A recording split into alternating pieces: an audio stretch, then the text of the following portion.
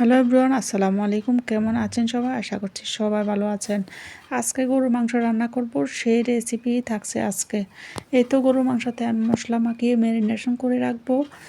মশলাতে দিয়ে দিয়েছি আদা রসুনের বাটা 1 চামচ করে, পেঁয়াজ বাটা 3 চামচের মতো ছিল, এখানে দিয়ে দিয়েছি লাল মরিচের গুঁড়ো 1 চামচ, হলুদের গুঁড়ো 1 চামচ, ধনিয়ার গুঁড়ো 1 চামচ, জিরার গুঁড়ো 1/2 চামচ এবং মাংসের মশলা 1 চামচ দিয়ে এখন সরিষার তেল দিয়ে মাখিয়ে এভাবে সুন্দর করে ম্যারিনেশন করে রেখে দিব 10-15 মিনিটের মতো।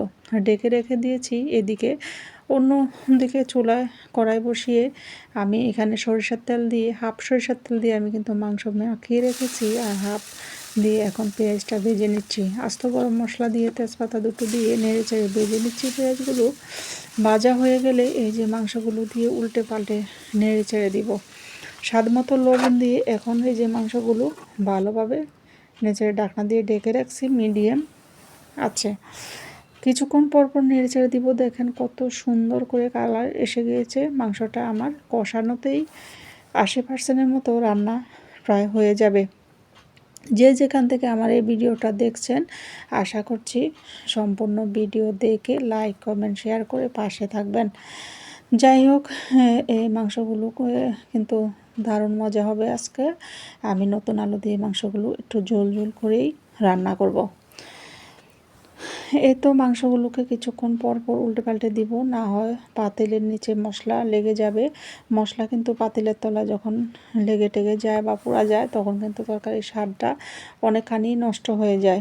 বলতে গেলে একদমই স্বাদ টেস্ট অন্যরকম হয়ে যায়, ভালো লাগে না। ওইটার দিকে খেয়াল রাখতে হবে। এদিকে আমি আলুগুলো কেটে ভিজিয়ে রেখেছি, ধুয়ে আরেকবার ধুয়ে এই যে মাংসের সাথে অ্যাড করে দিয়েছি।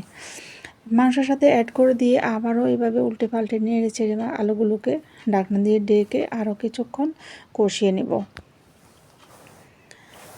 ভালোভাবে মাংসগুলো নাড়াচাড়া হয়ে গেলে কিছুক্ষণ ঢাকনা দিয়ে ঢেকে রাখবো।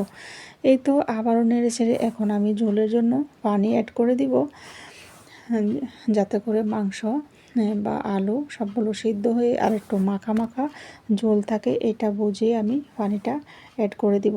যত এই মাংসগুলো কষাতে পারবেন গরুর মাংস, ততই কিন্তু মাংসের টেস্ট কিন্তু ভালো আসবে। এখন ঝোলের জন্য বেশি করে পানি অ্যাড করে দিয়েছি। এখন হাই হিটে পানি কমা পর্যন্তই রান্না করব। দেখেন হাই হিটে রান্না করে একদমই ঝোল কমে গিয়েছে, এখন মাখা মাখা পর্যায়ে এসে গিয়েছে।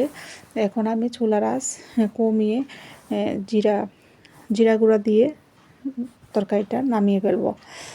এই পর্যায়ে আর রান্না করব না, এই পর্যন্ত ঝোল রাখবো। এই যে জিরা গুঁড়া দিয়ে নামিয়ে ফেলবো।